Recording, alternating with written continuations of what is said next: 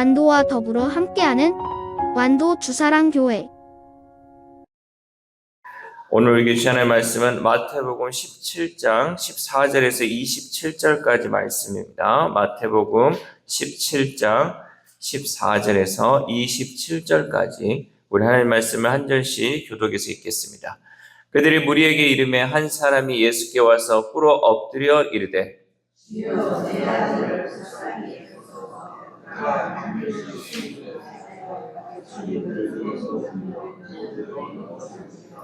내가 주의 제자들에게 데리고 왔으나 능히 고치지 못하더이다.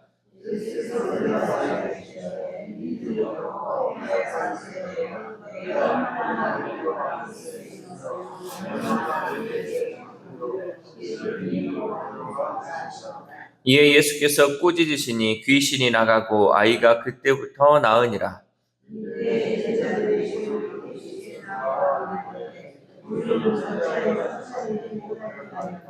이르시되 너희 믿음이 작은 까닭이니라. 진실로 너희에게 이르노니 만일 너희에게 믿음이 겨자씨 한 알만큼만 있어도 이 산을 명하여 여기서 저기로 옮겨지라 하면 옮겨질 것이요 또 너희가 못할 것이 없으리라.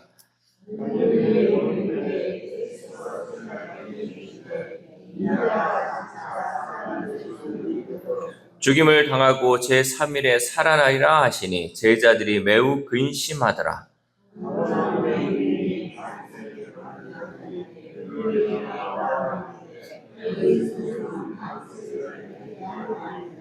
이르되 내신다 하고 집에 들어가니 예수께서 먼저 이르시되 시몬아 네 생각은 어떠하냐? 세상 임금들이 누구에게 관세와 국세를 받느냐? 자기 아들에게냐 타인에게냐?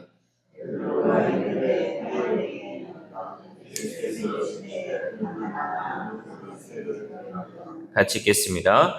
그러나 우리가 그들이 실족하지 않게 하기 위하여 네가 바다에 가서 낚시를 던져 먼저 오르는 고기를 가져 입을 열면 돈 한 세겔을 얻을 것이니 가져다가 나와 너를 위하여 주라 하시니라. 아멘. 할렐루야. 오늘 하나님 주시는 말씀을 통하여 오늘 하루 하나님의 은혜로 살아가는 귀한 하루 되시기를 소망합니다. 오늘 본문에 보면 이 예수님은 믿음의 한계를 드러내는 이 제자들을 책망하시고 한 아버지의 절박한 요청을 들어주시는 장면을 소개하고 있습니다. 그리고 예수님은 이어서 다시 한번 죽음과 부활에 대해서 제자들에게 예고를 하시고 가버나움에서는 성전세 문제를 통해서 하나님의 아들로서 누리는 자유와 동시에 사람을 실족시키지 않으려는 사랑을 보여주는 장면들을 소개하고 있습니다. 이 모든 장면은 연약한 성도가 세상 한가운데 어떻게 하나님의 자녀로 살아가야 하는지를 우리에게 가르쳐주고 있다라는 거죠. 그러니까 오늘 나오는 이 세 개의 장면 속에서 하나님은 우리가 연약한 성도로서 이 세상을 어떻게 살아야 하는지를 우리에게 보여주고 있고 가르쳐주고 있다는 거죠. 먼저 연약한 우리는 크신 하나님께 나아가는 믿음으로 살아야 합니다. 우리 15절 말씀 시작. 주여 내 아들을 불쌍히 여기소서. 그가 간질로 심히 고생하여 자주 불에도 넘어지며 물에도 넘어지는지라. 아멘. 예수님과 세 제자가 산에서 내려왔을 때 한 아버지가 무리 가운데서 뛰어나와 무릎을 꿇고 간청하였습니다. 여러분 이 장면 전에가 어떤 장면인지 기억이 나십니까? 변화산의 사건이 있었잖아요. 예수님이 그 빛과 같이 휘어지는 그 모습을 이 제자들이 경험하고 그곳에 있고자 했지만 예수님은 내려가야 한다. 지금 내려가서 이제 우리가 해야 할 일을 해야 한다 하면서 내려왔는데 바로 지금 한 아버지가 나와서 자기 아들을 이제 고쳐달라고 하는 장면이 나오죠. 만약에 예수님과 제자들이 내려오지 않았다면 이런 일이 일어날 수 없었겠죠. 그러나 예수님은 또한 이 세상 가운데 있을 또 여러 가지 일들을 또 감당하기 위해서 이 자리에 지금 내려왔을 때 그때 한 아버지가 이제 예수님께 나와서 간청을 한 거죠. 이 아들은요 심하게 고통을 당하며 자주 불속과 물속에 던져지는 심각한 상태였고 이미 제자들에게 데려왔지만 제자들이 그 아들을 고쳐주지 못했습니다. 이에 예수님은 제자들에게 이렇게 말하죠. 우리 17절 말씀 시작. 예수께서 대답하여 이르시되 믿음이 없고 패역한 세대여 내가 얼마나 너희와 함께 있으며 얼마나 너희에게 참으리요. 그를 이리로 데려오라 하시니라. 아멘. 예수님은 제자들에게 믿음이 없고 패역한 세대라고 탄식하며 귀신 들린 그 아이를 고쳐주셨습니다. 또한 예수님은 제자들이 귀신을 쫓아내지 못한 이유가 뭐냐고, 우리는 도대체 왜 귀신을 쫓아내지 못했냐고 물어봤는데 예수님은 믿음이 작기 때문이라고 대답했어요. 너희들이 정말 이 믿음이 겨자씨만한 이 하나님의 믿음이라도 있으면 이 산들을 옮겨서 저기로 옮길 수도 있는데 너희에게 믿음이 없기 때문이다 라고 말씀하시죠. 여러분, 예수님은 믿음의 양보다 믿음의 방향을 보십니다. 그러니까 우리가 어떤 믿음이 큰 믿음을 주님이 보시는 것이 아니라 이 방향이 어떻게 돼 있냐를 우리에게 보고 계신다는 거죠. 능력은 어디에서 나오냐? 능력은 언제나 하나님으로부터 나옵니다. 그러니까 이 제자들이요, 뭔가를 고치려고 하고 나에게 이제 이런 능력이 있으니까 좀 해봐야지 하는 그런 마음으로 하면 능력은 나타나지 않아요. 그러나 나는 부족하지만 나에게 능력 주시는 그 하나님을 의지하고 기도하며 나아갈 때 하나님의 능력이 나타난다는 거죠. 그러니까 이 방향을 우리가 잘 설정해야 돼요. 뭐 능력이 많은 목사님한테 데려가고 능력이 많은 기도원에 가면 치유받고 역사하는 것이 아니라 이 모든 것은 누구로부터 나온다? 하나님으로부터 나온다는 그 믿음이 있을 때 그 믿음을 통해서 능력이 나타나고 역사가 이루어진다라는 거죠.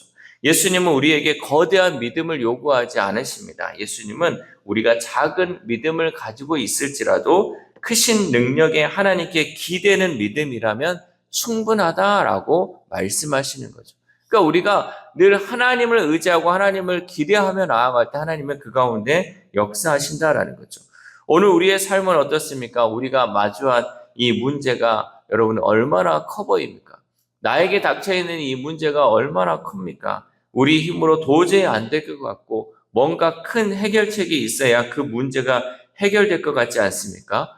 그러나 우리에게 있는 문제가 아무리 커 보여도 그 문제보다 크신 하나님께 우리의 시선을 돌릴 때 우리는 작은 믿음으로도 큰 일을 경험하게 될 줄 믿습니다.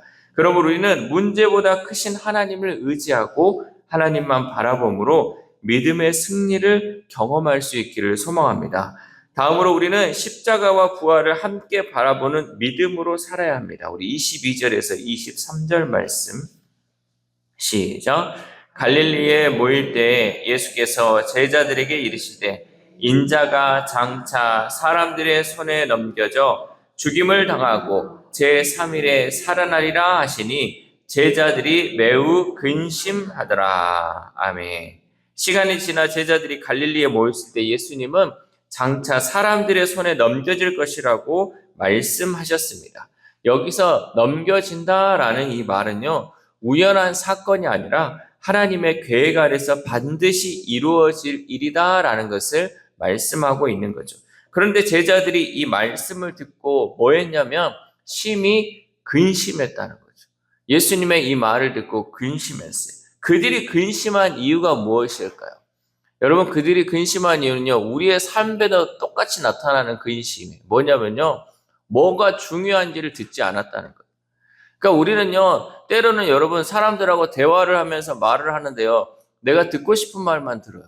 그리고 어떤 말을 딱 들리면요, 그 다음에 어떤 말이 나와도 들리지 않아요. 이게 참 희한해요. 그러니까 예수님이 말한 것의 본 핵심이 무엇인지를 우리가 깨달아야 하는데 그것은 듣지 않고 그 앞에 들리는 말로서 그 뒤까지 다 흐트려 버린다는 거죠. 자, 뭐였냐? 그들이 근심한 이유는요, 죽임을 당하고라는 이 말이 크게 들렸어요. 예수님이 죽임을 당한다 이 말에 근심한 거죠. 왜? 그 뒤에 있을 제3일에 살아나리라 라는 이 약속은 마음에 두지 않고 들리지 않았기 때문에. 아니, 죽었다가 다시 살아난다는데 그 같은 큰 기적이 어디 있어요? 우리 같으면, 우리가 믿음이 있다면 야, 정말 예수님이 죽었다가 살아나신데 그 믿음을 갖고 기대를 할 수 있을 것인데 이 제자들은 뒤에 제3일에 살아나리라 이 말은 듣지 않고 이 앞에 있는 죽임을 당하고라는 이 소리에만 크게 반응하고 그것으로 인해 근심했다는 거죠. 여러분, 우리도 이제 하나님 말씀을 들을 때 이렇게 생각할 거죠. 앞으로 우리가 고난을 많이 당할 겁니다. 그러나 장차 있을 영광과 비교하면 이 고난은 그 영광에 좋게 비교할 수 없습니다. 라는 말을 했는데도 우리가 들을 때 아이고야 예수 믿으면 고난당한다. 야 예수 믿으면 쉽지 않단다. 이 길이 그렇게 어려운 길이란다. 나는 못하겠어요. 하면서 그 앞에 말만 듣고 쉽게 이 마음을 저버릴 때가 있다라는 거죠.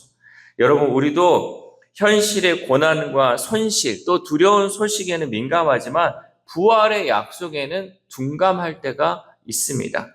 믿음은 십자가의 현실을 정직하게 보면서도 그 너머에 있는 부활의 소망을 동시에 붙드는 능력입니다.